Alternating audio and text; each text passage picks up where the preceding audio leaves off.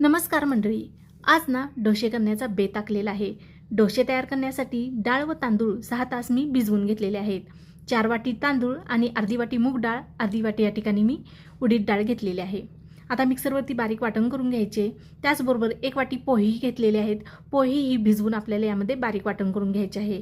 Batter सर्व व्यवस्थित mix करून घ्यायचे आणि झाकण ठेवून 6 तासासाठी आपल्याला हे बॅटर आंबवण्यासाठी ठेवायचे आहेत. आता डोशाबरोबर खाण्यासाठी या ठिकाणी मी खोबऱ्याची चटणी तयार केलेली आहे, बटाट्याची भाजी, सांबर तयार करून घेतलेले आहे. आता हे सर्व आपण बाजूला ठेवणार आहोत. बॅटर घ्यायचं, त्यामध्ये चवीनुसार मीठ घालायचं आणि सर्व व्यवस्थित मिक्स करून घ्यायचं. गॅसवरती पॅन ठेवायचा, पाणी शिंपडून घ्यायचं आणि कॉटनच्या कपड्याने ते पुसून घ्यायचं.